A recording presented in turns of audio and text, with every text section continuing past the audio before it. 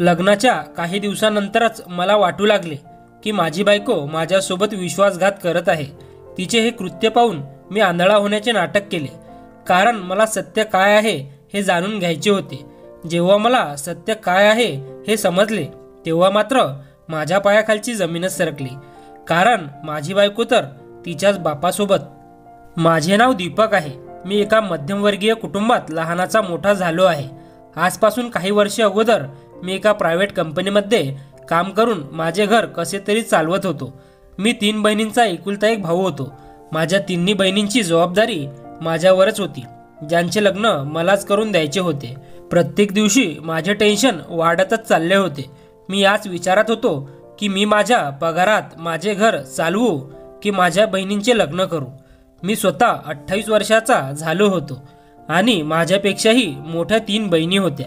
पहिले मला माझ्या बहिणींचे लग्न करायचे होते। मी इतक्या टेन्शनमध्ये होतो की माझे असले टेन्शन माझ्या चेहऱ्यावर स्पष्ट दिसू लागले होते। एक दिवस मी ऑफिसला गेलो, त्या दिवशी मी जास्त टेन्शनमध्ये होतो।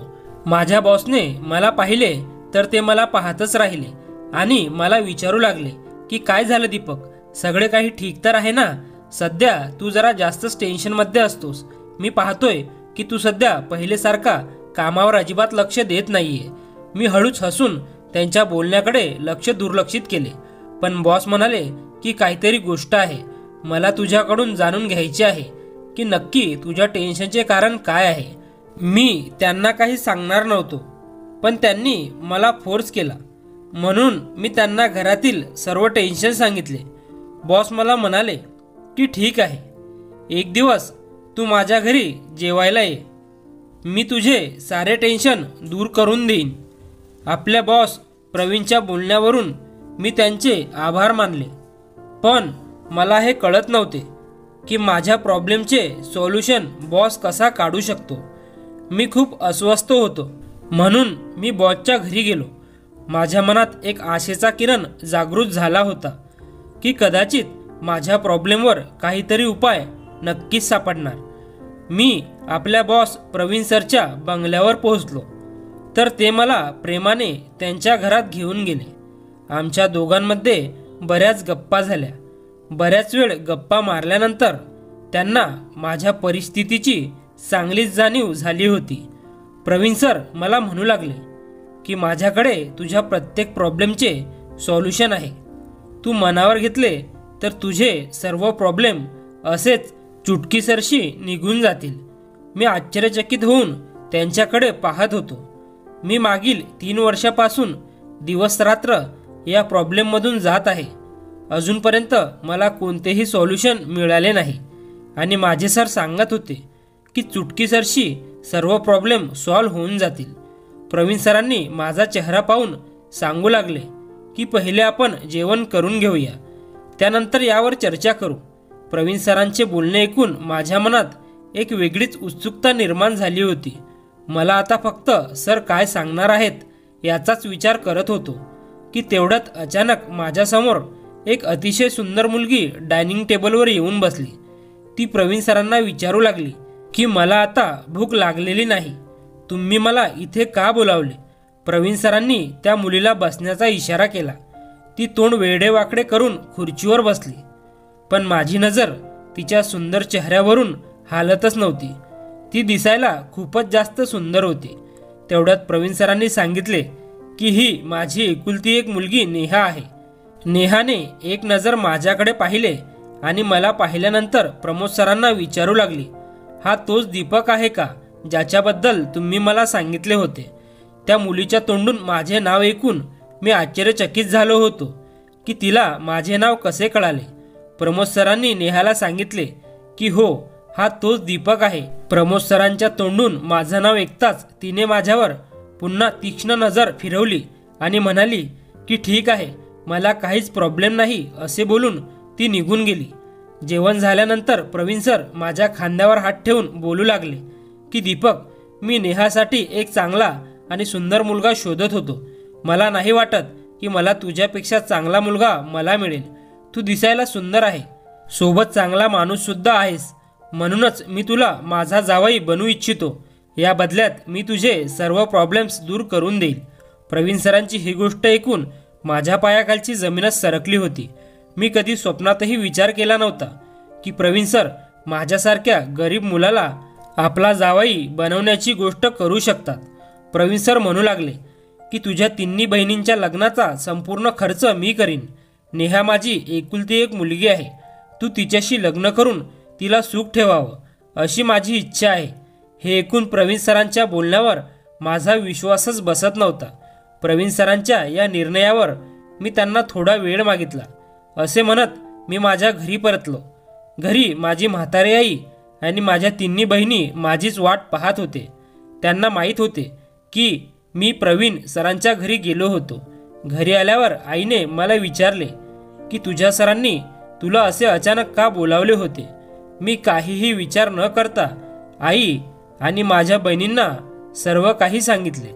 माझे म्हणणे ऐकून आई खूप खुश झाली आणि म्हणाली की बाळा, यात विचार करण्यासारखे काय आहे. त्यांची मुलगी नेहा दिसायला खूप सुंदर आहे. शिवाय त्या बदल्यात त्या आपल्याला घरातील सर्व संकटे दूर करणार आहेत. माझ्या मुलींचे लग्न चांगल्या प्रकारे करून देणार आहे. आपल्याला आणखीन काय हवं आहे. मला ही आईचे बोलणे पटत होते. पूर्ण रात्रभर विचार केल्यानंतर मलाही वाटले की नेहासोबत लग्न केल्यानंतर माझी सर्व संकट दूर होणार आहेत. शिवाय तिच्यात काही वाईट साईड दिसले नाही. ती दिसायला तर खूपच सुंदरही आहे. मी या लग्नाला विरोध करण्यासारखे असे काहीही नव्हते. दुसऱ्या दिवशी मी प्रवीण सरांना माझ्याकडून होकार कळवला. माझा होकार ऐकून ते खूपच खुश झाले आणि त्यांनी काही दिवसातच माझे आणि नेहाचे लग्न लावून दिले आणि आपल्याच घरी घर जावई बनवून घेतले. मला माझ्या लग्नापेक्षा जास्त आनंद माझ्या बहिणींची लग्न होणार होती त्याचा होता. कारण प्रवीण सरांनी माझ्या बहिणींच्या लग्नाची जबाबदारी घेतली होती. पण लग्नाच्या पहिल्याच रात्री माझ्यासोबत असे काही झाले ते पाहूनच माझ्या पायाखालची जमीनच सरकली. लग्नाच्या पहिल्याच रात्री नेहाने माझ्यासोबत एक अशी अट ठेवली की कोणताही पुरुष ती अट मान्य करायला तयार होणार नाही. ती म्हणाली की जर तू माझी ही अट मान्य केली नाही तर मी तुझ्यासोबत कोणतंही नातं ठेवणार नाही. नेहाचे बोलणे ऐकून मला आश्चर्य वाटले की लग्नाच्या पहिल्याच रात्री कोणती नवरी आपल्या नवऱ्याशी असं बोलते. नेहाने माझ्यासमोर अशी अट ठेवली होती जी मला मान्य करणे माझ्यासाठी अशक्य होती. या वादातच पूर्ण रात्र निघून गेली आणि सकाळ झाली. सकाळी जेवणाच्या टेबलावर बसलो होतो तेव्हा प्रवीण सरांनी मला विचारले की सर्व काही ठीक तर आहे ना. मी त्यांना काय सांगणार. बंद खोलीत काय झालं ते, त्यांच्या मुलीने माझ्यासोबत काय केले. मी त्यांचे बोलणे टाळले आणि म्हणालो की सर्व काही ठीक आहे. बोलता बोलता सर म्हणाले की मी तुझ्या बहिणीच्या लग्नासाठी काही जागांवर बोलणे केले आहे. काही दिवसांनी मी त्यांचे लग्न चांगल्या आणि श्रीमंत परिवारात करून देईन. प्रवीण सरांचे बोलणे ऐकून मला दिलासा मिळाला की किमान माझ्या बहिणींची लग्न चांगल्या घरात होतील. मला काळजी होती नेहा आणि तिने ठेवलेली अटीची. काही दिवसातच प्रवीण सरांनी माझ्या 2 बहिणींची लग्न एका श्रीमंत आणि मोठ्या परिवारात करून दिले. मला या गोष्टीने दिलासा मिळाला होता की मी माझ्या जीवनात नाही पण माझ्या बहिणी त्यांच्या जीवनात तर खुश आहेत. पण कधीकधी मी माझ्या आयुष्याचा विचार केला तर तुटून जात होतो. शेवटी मी इच्छा नसतानाही काही दिवसानंतर नेहाची ती अट मान्य केली. मी विचार केला एकदा ती माझी झाली की मग मी तिला पटवून घेईन. मी नेहाला सांगितले की मी तिची अट मान्य केली आहे. हे ऐकून तर ती खूपच जास्त खुश झाली आणि ती रात्र माझ्या जीवनातील सर्वात सुंदर रात्र बनली. पुढील काही दिवसात माझ्या 3ऱ्या बहिणीचेही लग्न झाले आणि माझे वैवाहिक जीवन ही चांगले चालू लागले. माझ्या जीवनात सर्व काही चांगले सुरू होते. पण माझ्या या आनंदाला विरजन लागणार होते. हा आनंद माझ्या आयुष्यात एक वादळ आणणार आहे हे मला कळालेच नाही. लग्नाच्या काही दिवसांनी मला कळू लागले होते की नेहाचे कृत्य काही ठीक नव्हती. मी रात्री झोपण्यासाठी बेडवर पडलो की नेहा मला खूप प्रेमाने एक दुधाचा ग्लास प्यायला द्यायची. दूध पिताच मला खूप गाढ झोप लागायची. दर दिवशी सकाळी झोपेतून उठल्यावर मला कळायचे की नेहा पूर्ण रात्र माझ्यासोबत नव्हती. माझ्यासोबत असे काही घडताना पाहून मला जाणवू लागले की नेहा नक्कीच माझ्यापासून असे काही लपवत आहे ज्याबद्दल मी पूर्णपणे अनभिज्ञ आहे. माझे काही दिवस असेच निघून गेले. एकदा माझा एक छोटासा ॲक्सिडेंट झाला.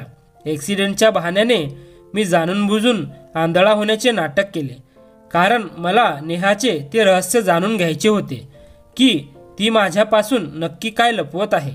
आणि मग जे रहस्य माझ्यासमोर उलगडले ते पाहून तर माझ्या पायाखालची जमीनच सरकली. नेहाला कळाले की मी आता आंधळा झालो आहे तेव्हापासून तिने मला दुधात झोपेच्या गोळ्या देणे बंद केले होते. तिने दिलेले दूध पिऊन आता मला झोपही लागत नव्हती. एक दिवस ती माझ्यासाठी दूध घेऊन आली आणि मी ते दूध पिऊन झोपेचे सोंग घेऊन झोपून गेलो. तिला वाटले की मी झोपून गेलो आहे आणि उठलो जरी असतो तर काय होईल. तिच्या नजरेत तर मी आंधळा झालो होतो. मला दूध दिल्यानंतर नेहा रूममधून नटून थटून बाहेर निघाली. नेहा रूममधून बाहेर पडताच मी सुद्धा तिच्या मागोमाग हळुवार पावलांनी तिचा पाठलाग करत तिच्या मागे गेलो. मी हळूच पाहिले तर ती प्रवीण सरांच्या खोलीत जात होती. मी विचारात पडलो की रात्रीच्या यावेळेस नेहा आपल्या वडिलांच्या खोलीत नक्की काय करायला गेली. प्रवीण सरांच्या खोलीत जाताच तिने आतून दरवाजा बंद करून घेतला. आता मात्र मी खूपच संभ्रमात पडलो होतो, म्हणून मी मजबुरीने त्यांना दरवाजाच्या फटीतून पाहावे लागले. पण जेव्हा मी दरवाजाच्या फटीतून रूमच्या आतमध्ये पाहिले तेव्हा खोलीच्या आतील दृश्य पाहून माझ्या पायाखालची जमीनच सरकली. कारण नेहा आणि प्रवीण सर एकमेकांशी प्रेमाने बोलत होते. कोणताच बाप आपल्या मुलीसोबत या पद्धतीने बोलत नाही. काही वेळानंतर ते दोघेही बोलता बोलता असे काही बोलून गेले जे ऐकून मी एकदम सुन्न होऊन गेलो. प्रवीण सरांनी नेहाला त्या अटीबद्दल विचारले होते, जी अट लग्नाच्या पहिल्याच रात्री नेहाने माझ्यासमोर ठेवली होती. या गोष्टीचं मला तीळ मात्र माहीत नव्हते की प्रवीण सरांनाही त्या अटीबद्दल माहीत होते. लग्नाच्या पहिल्याच रात्री नेहाने माझ्यासमोर जी अट ठेवली होती ती ही होती की नेहा जशी गर्भवती होईल मी तिला घटस्फोट देऊन तिच्या आयुष्यातून कायमचं खूप लांब निघून जायचे. मला तर ती अट मान्य करायची नव्हती, पण मला खूप मजबुरीने ती मान्य करावी लागली होती. मला वाटलं होतं की एकदा का ती माझी झाली की मी तिला प्रेमाने पटवून घेईन. पण मला तर हे अजिबातच माहीत नव्हते की तिचे वडील ही या अटीमध्ये सहभागी आहेत. खूप वेळापासून मी त्या दोघांचे बोलणे ऐकत होतो. मला आता दोघांचे बोलणे सहनशक्तीच्या पलीकडे गेले होते आणि मी त्यांचा दार ठोठावला. दरवाजा नेहाने उघडला. मला दरवाजामध्ये उभं पाहून नेहा आश्चर्यचकित होऊन मला पाहू लागले आणि मला विचारू लागले की तू इथे काय करत आहेस. मी म्हणालो की मला आता सर्व काही कळाले आहे की तुम्ही दोघं बाप मुलगीमध्ये काय खिचडी शिजवली जात आहे. कारण मी आंधळा नाही, मी आंधळा होण्याचे नाटक केले होते. मी अजून पुढे काही बोलणार तितक्यात माझ्या पाठीमागून प्रवीण सर आले आणि मला सांगू लागले की चला, चांगलेच झाले की तुला खरं काय आहे ते कळले आहे. असेही तुला खरं काय आहे ते सांगण्याची वेळ आलीच आहे, कारण नेहा गर्भवती आहे. अटीनुसार तुला आता नेहाला घटस्फोट द्यायचा आहे. मी रागातच म्हणालो की मी असे काहीही करणार नाही. माझ्या या बोलण्यावरून प्रवीण सर मला म्हणाले की जर तू असे केले नाहीस तर मी तुझ्या तिन्ही बहिणींची लग्न मोडून काढीन. आणि एक सत्य मी तुला आणखीन सांगतो की नेहा माझी मुलगी नाही तर बायको आहे. मी बाप बनू शकणार नव्हतो आणि नेहाला दुसऱ्या कुणाच्या मुलाला दत्तक घ्यायचे नव्हते. तिला स्वतःचे मूल पाहिजे होते. म्हणूनच आम्ही तुझ्या मजबुरीचा फायदा घेत नेहाचे लग्न तुझ्यासोबत लावून दिले. म्हणून नेहाने पहिल्याच रात्री तुझ्यासमोर अशी अट ठेवली होती की ती गर्भवती होताच तू तिला घटस्फोट देऊन तिच्या जीवनातून कायमचे दूर निघून जावे. प्रवीण सर आणि नेहाचे सत्य जाणून घेतल्यानंतर मला खूप मोठा धक्का बसला होता. पण मला मजबुरीने नेहाला घटस्फोट द्यावा लागला, कारण मी जर घटस्फोट दिला नसता तर प्रवीण सरांनी माझ्या तिन्ही बहिणींचे आयुष्य उद्ध्वस्त केले असते. माझ्या बहिणीसाठी मला हे बलिदान द्यावे लागले. पण म्हणतात ना की जे दुसऱ्यासोबत चुकीचे वागतात ना ते आयुष्यात कधीही सुखी राहत नाही. प्रवीण सर आणि नेहासोबत काहीसे असेच झाले की नेहाने एका मेलेल्या बाळाला जन्म दिला होता. नेहाच्या गर्भातून एक मेलेले बाळ जन्माला आले होते. नेहा आणि प्रवीण सरांनी माझ्यासोबत विश्वासघात तर केलाच, पण ते दोघेही आपल्या आयुष्यात सुखी नाही आहेत. म्हणूनच म्हणतात ना की आपल्या सुखासाठी कोणाही मजबूरीचा फायदा उचलू नये. धन्यवाद.